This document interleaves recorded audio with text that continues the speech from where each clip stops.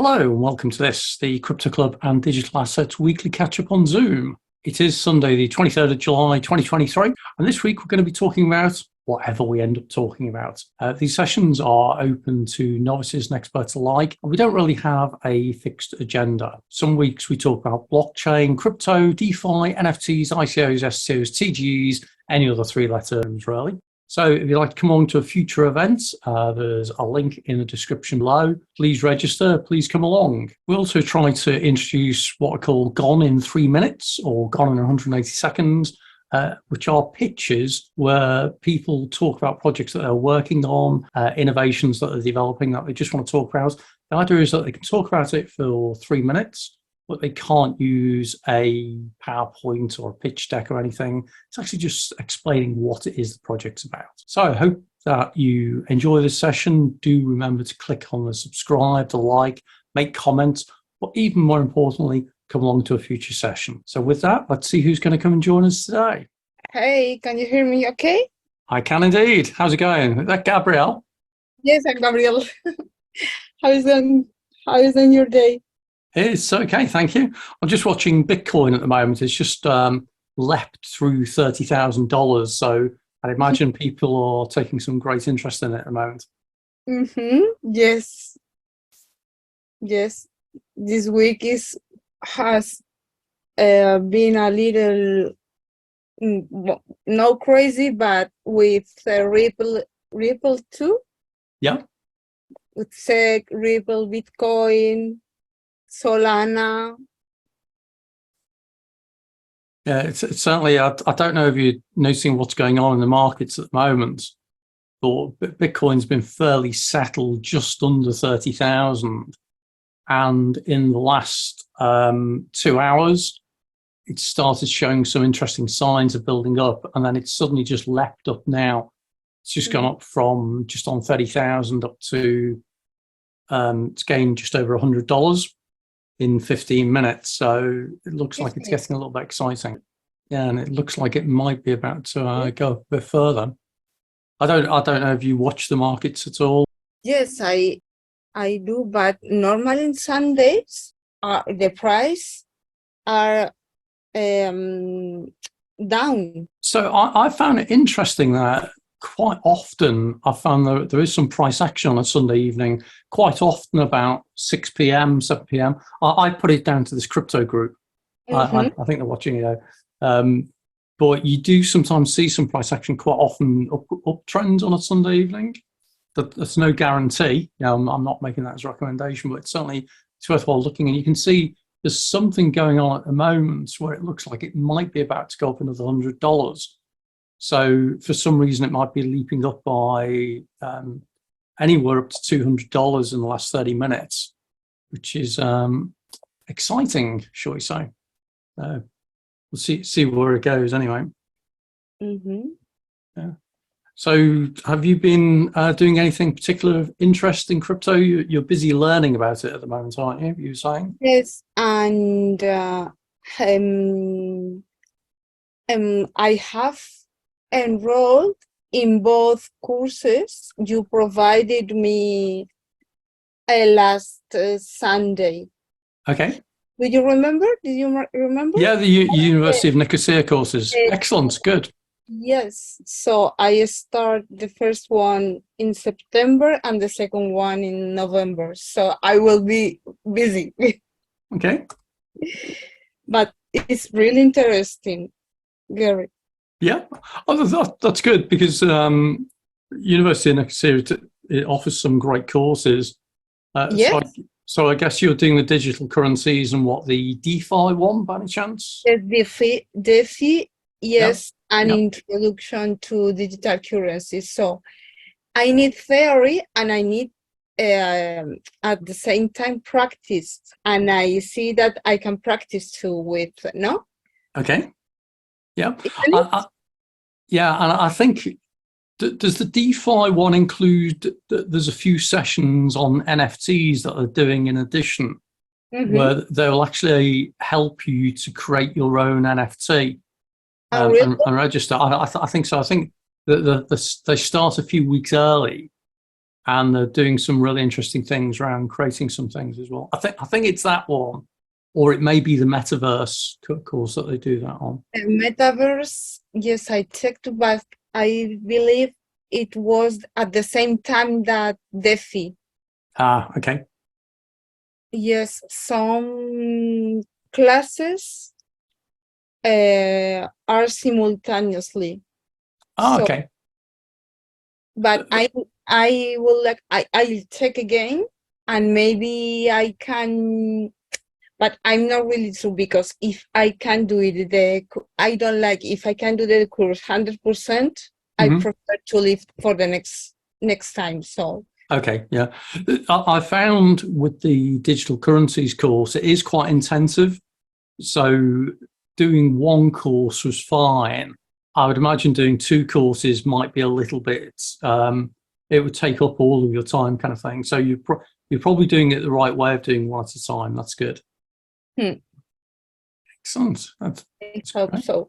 Okay. I don't know if you've been listening to any news or you've heard anything of interest at all in the crypto world this week.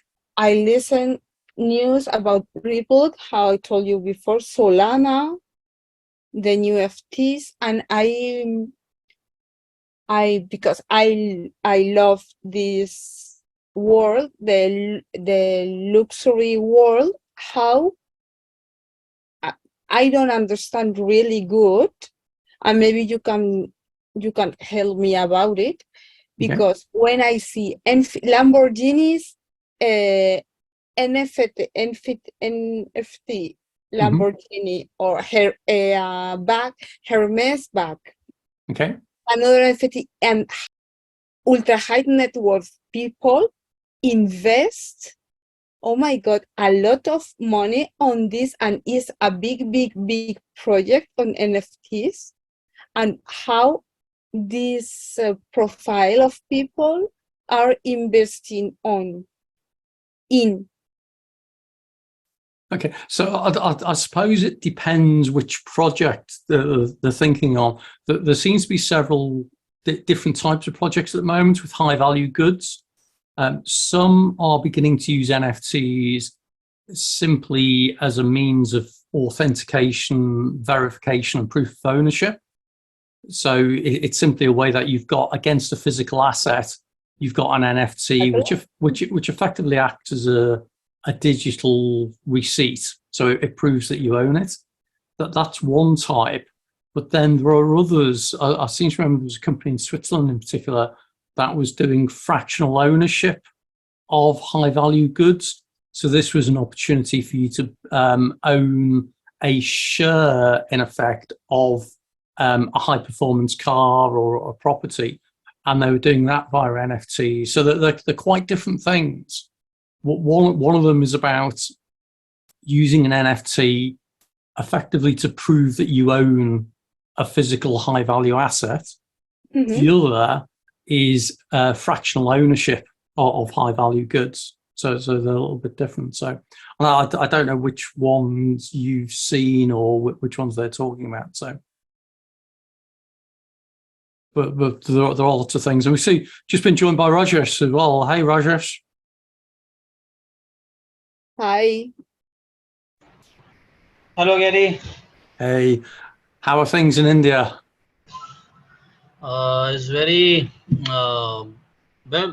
It's going on very well, because recently I have visited so many meetup. Because recently my company sponsored, you can say, one of the event India Blockchain Tour happened in Bangalore, way back July 15. And prior to that, I was was in Bombay as well. So what I discovered that because much blockchain friendly and crypto NFT crazy people are much available in Delhi NCR again, not the Bangalore, not the Mumbai. Okay, and one thing, those people who are operating in this segments, or say they have entered post 2016. Okay. So these are very young champ, young, full of energy, full of dreams, and full of aspire to solving new problems. and trying to build a very innovative solutions. So it's give me, you can say, goosebump. And way back when I was very young student and passed out from this college, and I was also having similar kind of thought in that era. Okay, Okay. so that I was not much supportive, not, you can say, having a very tech friendly. It's very early stage, but very young boys just who was born, you can say, around 2003 or 2000, they are much active in this sphere, Yeah. Yeah. much So active. I thought Bombay was the city of dreams. Is that right? So you got the city of dreams, and you've got, I'm trying to remember what Kolkata is, because each of the big cities are city of something, aren't they? If I remember correctly. Yes, yes. If you talk about, because I am graduate of, you can say, in 1998. Okay, so because that time it was very big problem solving a 2YK. Okay, Mm-hmm. so every IT aspirant to be part of that history. Okay, and now when the web solutions came, so people started to build the web based applications. Earlier it was just you can say desktop based solutions was very popular. Around 2005, the people had got the opportunity to build the web based, then move on mobile app. Now the, you can say, Web3. So everybody, you can say, is full of the Web3. Young champs are building the communities and helping to each other learn the new, you can say, language, and how to build top of the solution around that. It's a very good. It's a very good. They are very full charge of energy. I hope so. But what I found, because I'm looking for the market. So what I Okay. discovered, there's no such market. Okay, so basically it's a very early stage. And one meeting, my boss asked me, who has bought the $1 million NFT? Find out that chap. Okay. So it is very difficult for me ki who's actually buying these valuable assets, who is pumping this money. So ultimately those people who are very you can say having the huge money from the traditional business, they want to money through money. Okay, Okay. they don't have much interest in any tech, any you can say, they're not interested to solving a big problem. They want to generate the money with the money. Yeah. So that's why it's a very early stage to say that this industry is going to very stabilize, but it takes a lot of time. It's very early stage. It's very early stage. Okay. So you say, did you find that there was some interest in the blockchain crypto world in Delhi then? You found there's a Yes, good yes, community there? Yeah. yes. Because simultaneously, I'm also building my own community. Because I really, when I was graduate, I thought I had to build my own community in where you can sustainable ecology. Because I having the bioscience background, so I'm much inclined to do environmental science that time. But I haven't got much back support. So now these people are very well connected to social media and WhatsApp, Telegram, and other localized apps, each and everything. So I'm also, since last few months, I'm trying to build my own community in Delhi NCR again. Okay. So definitely, I'm also planning to build to hold one event, community meetup event post independence here in India. And that around might be, I'm going to schedule, you can say, 22 August. So I'm trying to collaborate and meet these young champ who are interested to be part of this history. Okay. So it And sounds like you're plugging into the community really nicely then. yes, one thing what recently news happened in India, there is state governments, Telangana and southern part of India, they have recognized, build the one framework, you can say tokenization asset framework. I Okay. think it is through the collaboration of some international organization, India Blockchain Forum. So it is very good moves for the Indian blockchain sector, basically which are operating southern part of India, and Okay. especially the Telangana. Or recently, one news happened. The police busted the one racket who siphoned, you can say, more than I think $1 billion rupee through the cryptocurrency, like that way. So there's Okay. something positive news and negative news both from that state. Okay, so plenty of things, and that's really good. Hmm. Excellent. So what else is happening in India with crypto and blockchain at the moment? Anything you can share? Basically, what I sense out, all the founders are talking about building creating the awareness about the crypto and blockchain NFT to the communities, and how to use a decentralized, okay, and how to build the top of the products, and how to tokenize it, and how to manage their own treasury, what are the ethics, what are the do's or don't do's. Okay, so slowly people are learning their own mistakes. Even they are accepting they are very young, they are not having the experience more than like the peers. Okay, because recently I went a study event which happened in Delhi, in southern part of Delhi. Okay, all the people are young, less than 30 years. Few of them are the founders, or they are accepting their mistakes as well, because what they have did it in the projects. They also trying to learn. One of the startup was having the evaluation tons of tokenization, more than he was a part of that event, having the 1 billion USD. So it means people are open to learn, are Okay. open to learn. Yeah. Well, certainly my experience is that the people I've met in India, whether it's in Bombay, Calcutta, whatever, they all are exactly as you say. They're all very keen. They're all trying to get into the Web3 space. They're all very excited. The thing that they lack at the moment is actually experience, and that's where they're all trying to work on projects to get interested and that kind of thing. So, that sounds good. Excellent. Thank you. Okay, no problem. Well, do keep us posted, and let me know that I may have some contacts in various places as well. I did a little bit of stuff with West Bengal government a while ago. So in Kolkata, I actually presented at the first Global Blockchain Congress event that was on there. And I've also presented at India Blockchain Week in Bombay. So yeah, I have a few contacts out there, which is good. Okay. So in August here in Goa, there's going to be Web3 conference in Goa. So there is a very new communities formed recently last year. They have got the very support from the industries and blockchain enthusiasts. So it's a very huge event is going to happen in Goa. Okay. So Go is an interesting place then.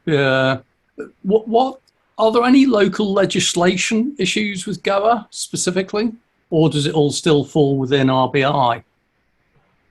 Basically, government is open to implement the blockchain. They have love with the blockchain, but they have the hate with the cryptocurrency.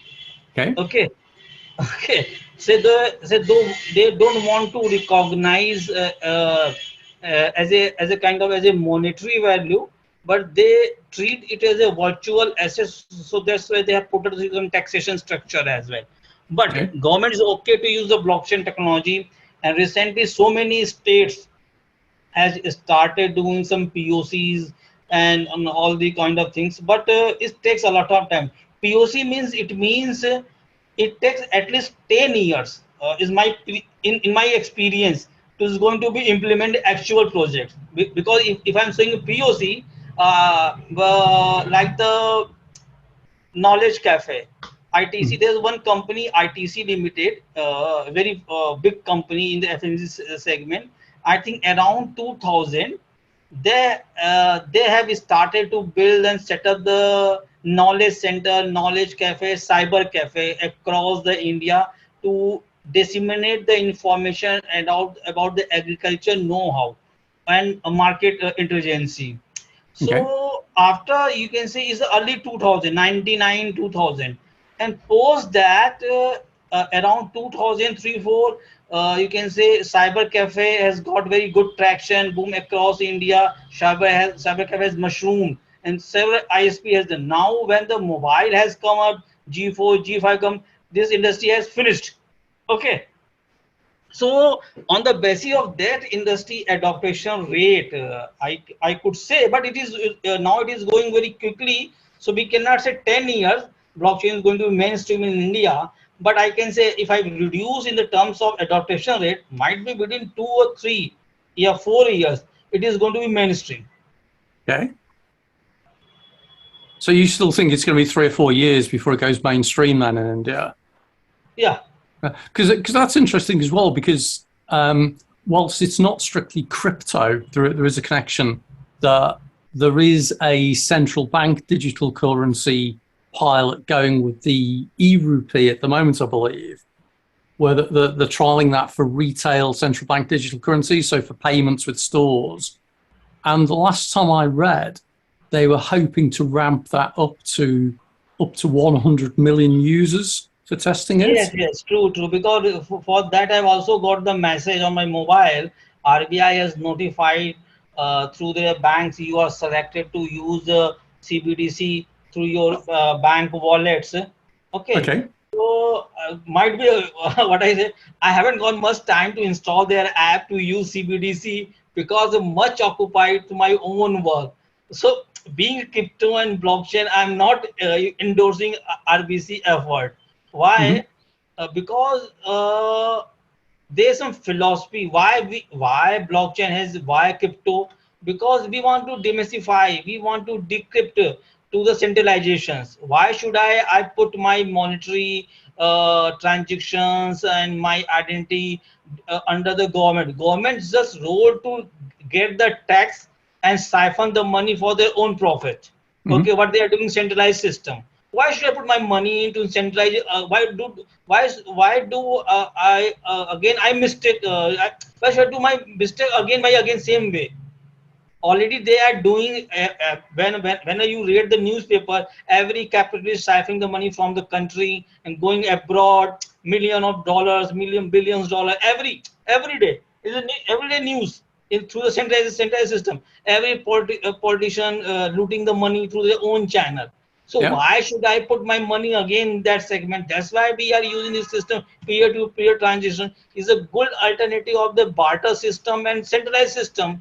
Government business to provide the regulatory framework, okay, law and order, okay, and fish out the criminals activities. The three core activities, okay, and they have to leave us peacefully what we are doing.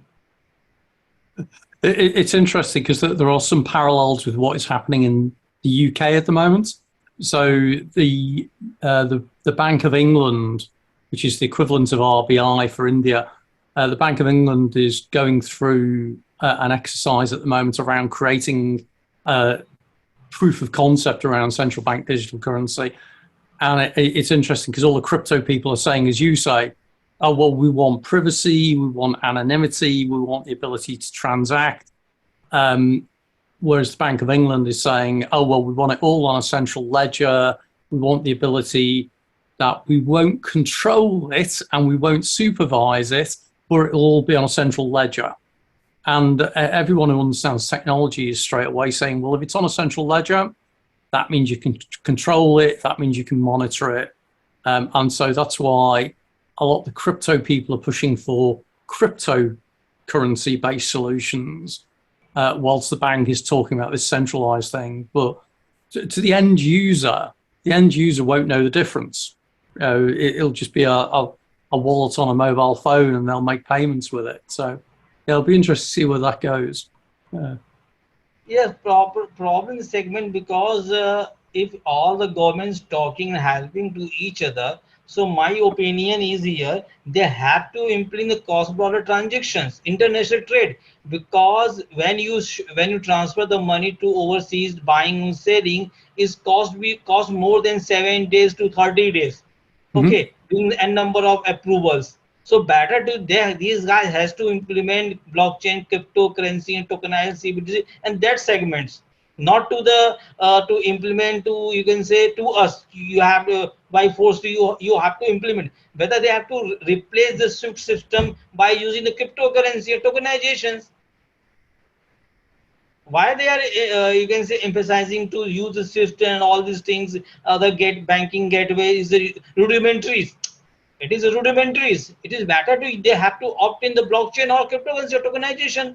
Any kind of they have to, you can fractionize the trade finance, at least treasury bills, intergovernmental bills, all these kind of things. They have to settle their transactions on the basis, because they are responsible to siphon money from the international transaction. We are not responsible. Yeah, it is interesting. You get this whole dynamic between governments wanting control and centralization, and people wanting privacy, anonymity, and flexibility in that. So, yeah, it's interesting. So, okay. Because in the terms of history, we have seen so many consequences when the government has got such kind of power to intervene the people privacy. Which what happened in Germany way back World War II, what happened in, you can say, Iraq, what happened in China, what happened in the you can say Cambodia, what happened, you can say, Uganda. There's so many cases. Yep. Okay, so it's my reminder to my fellow citizen across the world: don't do mistake again. Otherwise, your life is going to be miserable again.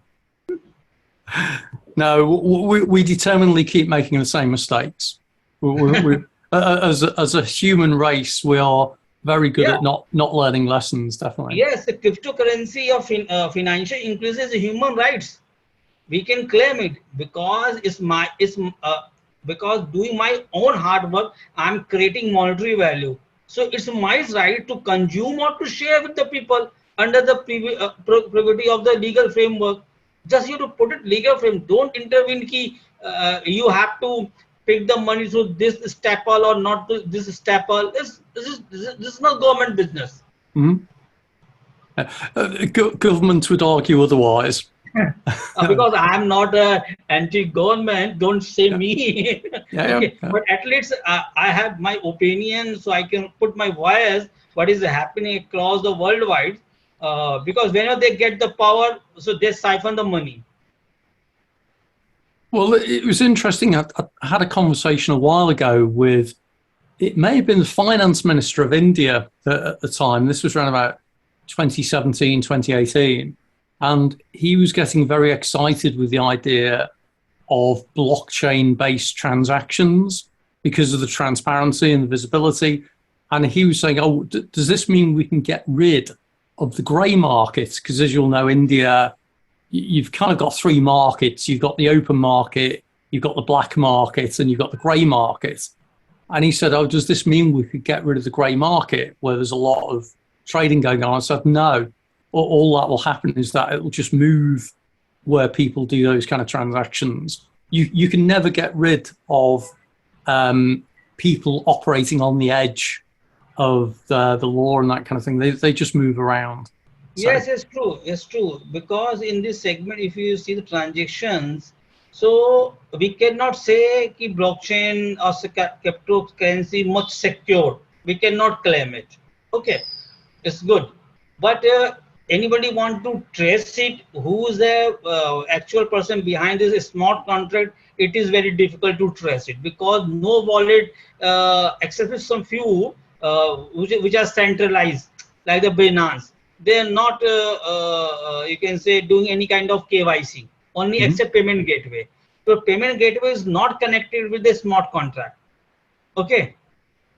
But that's the thing, that anything going through a centralized exchange, and Binance is one, Coinbase, Kraken, any of the others, they all have to do KYC checking now. Yeah. And so they've all got a link between identity and the crypto wallet that's being used. The only ones that don't do that are the DeFi exchanges. So these are the ones who are a little bit non-jurisdictional anyway, but all the rest of them now do KYC checking. So even if it's done through a smart contract, quite often there are ways of tracking down and tracing who is behind the transaction. But what I can is my opinion recommendation. What we can learn from the web too, we can adopt so many things in the terms of information management, electronic records management. If we treat the smart contract as an electronic record, so we can create the, or you can say, open interoperable standard framework, where can government can also can define their own standard. We can translate into data standard and then translate into the metadata, and then we can translate this, you can say, algorithm.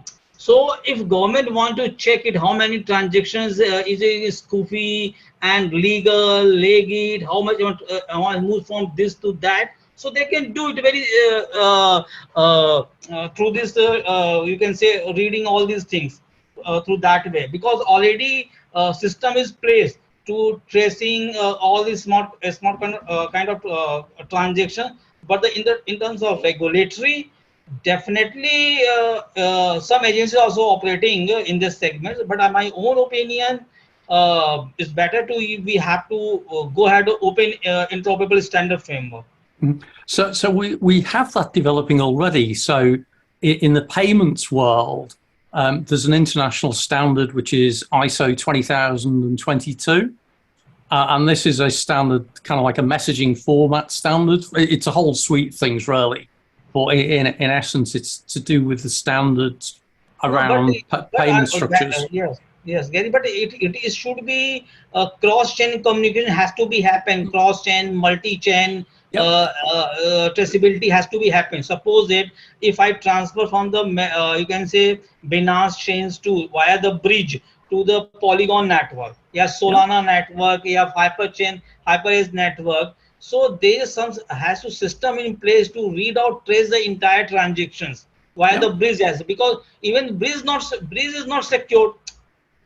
Bridge is not secured. So problem is here that we have to make a open, in is my opinion, open interoperable standard framework, and every contributor has to be put their own feedback and build this standard quarterly basis. They have to release the API. If anybody want to plug in, so they can build the application top of that APIs. So you almost have that already, because there's an international organization called FinCEN. So that's the financial crime. So that it's led by, I think, the US Treasury and a number of organizations. They lead a thing called FATF, which is the Financial Action Task Force. And within that, you've got spin-off regulations, which now form part of, in the European Union, there's a thing called MiCA, which is the marketing crypto assets, but there's other legislation as well. And one of the things that they now have as part of FATF is a thing called the travel rule. And the travel rule is the requirement that, irrespective of which blockchain you're using, you track and trace where the payment has come from and where the payment has gone to, and you record that in some way. So there is now an obligation, certainly for many Western countries, particularly the US, Europe, UK, and I guess some other places, to already capture the data that you're describing in a fairly standard way. So that MiCA was introduced in the last 6 months, I think it was now, and it's formalizing that whole requirement to do that traceability. So I think we're pretty close to what you're describing already. Good, because recently this idea popped in my mind when I participated in the events. People are talking something like that. So I thought, because I having the background in the information science and all these things, so it is very easy for me to formulate such kind of hypothesis. Okay. Yeah. And I certainly think that's the way it's going, that you are going to see more and more standard regulation around the world. I will go to the MiCA website, and you can all the Finta, Sinivista, FATA. Definitely, I will go through and understand. Yeah. Thank you. Definitely check out EU MiCA and check out FATF travel rule, as it's called. And that's the whole thing, that any exchange now has to capture where the crypto is coming from and where the crypto is going to, so you can track and trace the wallet addresses, that kind of thing. Yes, So, problem is here. I think problems across the world. People are not having the awareness, lack of awareness. That's why they are each and every time they become a part of such kind of Ponzi scheme and all such kind of things. So there's a at least I think these people are very much active and they're having a good infrastructure. We beside us. But that's where it comes back to what you were saying earlier about in India, how there are a lot of young people who are very enthusiastic about the Web3 space and about crypto and that, but they may not be fully aware of the legal and regulatory things that are around this as well. And so if they only look at what the regulations are in India, and that's been quite variable, there's still nothing absolutely concrete. Yes, true. It's true because government already has put up some taxation structure, and there are several you can say chartered accountants, CA, financial firms, you can say mushroomed up to started advising in crypto and or how to manage your crypto assets and to disclose in the books of accounts, either individual, either corporate entity, if you are investing all these things. So is there a very huge opportunity in the terms of legal awareness and legal consultancy in India, but still people are very afraid to disclose how much here they are holding the crypto. Because you can't believe, Mr. Gary, recently I met one of the people who come from a rural part of India. Okay, a rural part of India, and he asked me, do you know how much I hold the crypto? I don't know. So in the terms of valuation, you can say around he is holding 0.5, 0.6, you can say million USD dollar. Okay. So every you can say active user holding the less than you can say 1 million USD dollar in India. Can you believe it? Active user and passive and non-failure user holding the crypto side, you can say average 100 USD dollar. The failure who was depressed, hasn't got any success, unlucky. Okay, the minimum size of the people holding the, you can say 100 US dollar, and maximum size of 0.5. Okay, there are more seasoned user holding the more than you can say this crypto holding beyond that. Yeah. But it's a massive market as well. It's growing rapidly because I'm doing some work with a company who are providing the ability to have a digital inheritance scheme. So you think about as people buy crypto and it increases in value over time, and then they die, how do they pass on the crypto to their successors? So I've been doing some work with a company who've developed a digital inheritance asset planning capability around crypto. And you can see that more and more people are getting into crypto, that they're buying it, and that there's a big opportunity on that, definitely. So yes, let's do something India-centric activity. So they're doing the CEO of the inheritance firm. He was in India recently, doing a tour around various places. So he went to certainly Delhi and Bangalore and a few other places. But they're looking at launching pretty shortly a inheritance capability where you register a few people who act as what known as recovery agents, so that they don't get part of your key, but they get the ability to participate in the recovery of your key in the event that you die or you become incapacitated. So there's a real opportunity on that, some growth. So it'll be interesting where that goes. Yes. So my flat room says roadside street. That's why we are getting a background noise. Sorry. Okay, no problem. Okay. I'm just trying to answer someone who's trying to get into the meeting as well, who's struggling whilst that's going on. So is there anything else happening in the crypto world at the moment for you in India, Rajesh?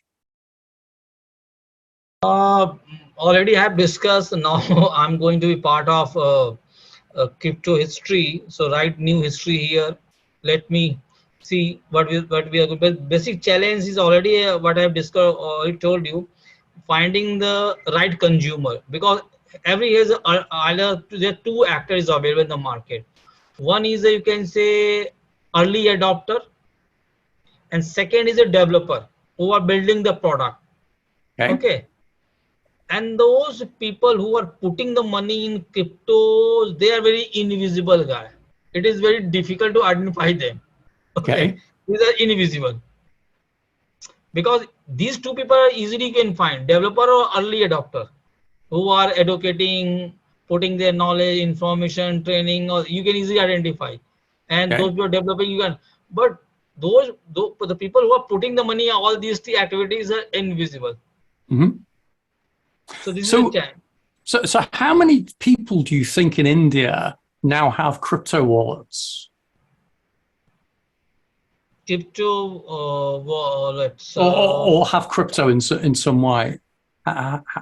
What percentage of the population? Because the population's what, 1.2, 1.3 billion now?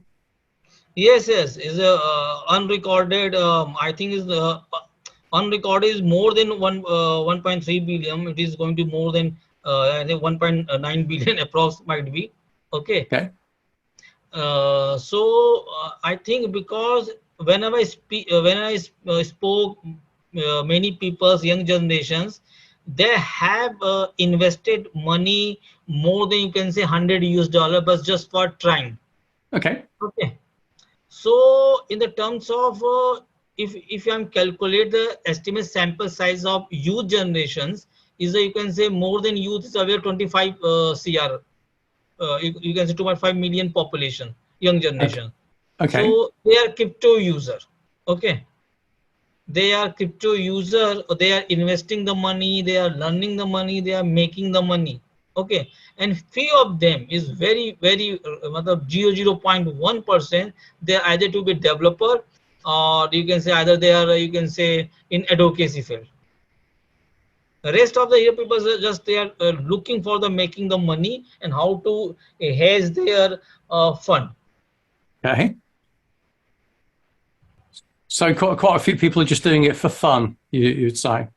Yes, fun. First time fun. Let's do college students. They want to make the money. They want to geeks work. So through that they are earning all this. Even you can't believe.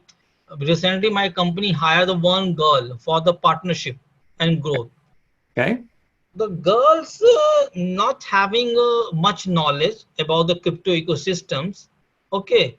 But these girls are having very you can say good earnings. Okay. Investing in crypto asset as well. Okay. So I think there's 2.5 million. It's my you can say pro rata basis which I discussed. All the use they had nodded yes, they are holding crypto, they already invested, they have lost the money, these are the things they have earned the money. It's true. Okay. So it's certainly an interesting area then. Okay, well, thank you for sharing that. Always interested to hear how India is growing and developing with the crypto space. It's a massive opportunity, definitely.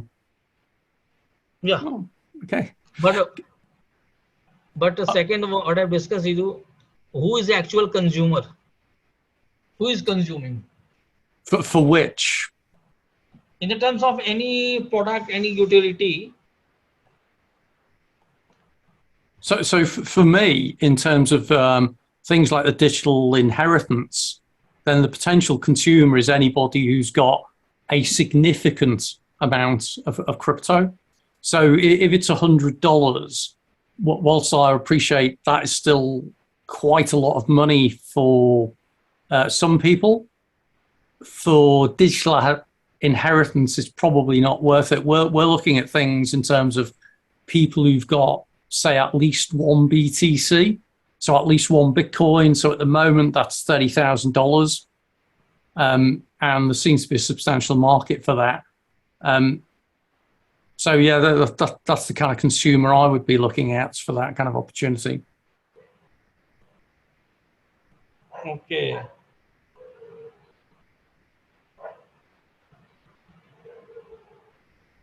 Yeah. So it looks like nobody else is joining us today. It's Yes. interesting. I had a couple of people who said they were going to come on the call. One of them's been trying to dial in, but they can't connect for some reason, which is strange. They said they'll probably try again next week. So, oh well. Gabrielle, you've been listening very intently, hopefully. Yes. Is there anything else that you'd like to either share or ask or anything? I'm just listening. So You're hearing the India perspective. Exactly. India's very active in this space. Yes. Yes. Very interesting, really. Mm-hmm. Yeah.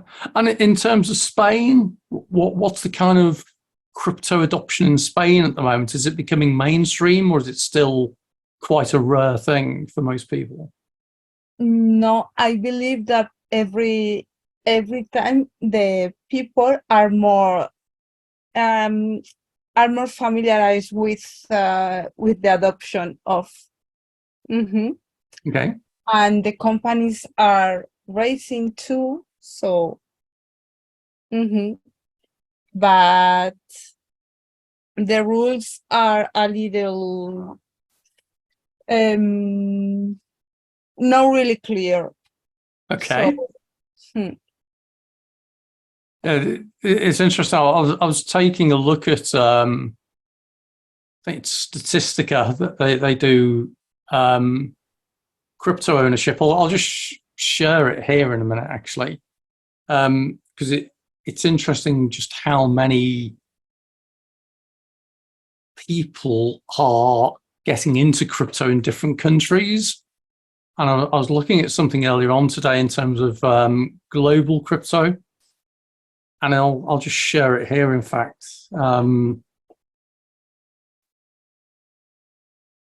there we go, because it's saying, Europe, 31 million people, and Asia, where they're including India within Asia, 260 million.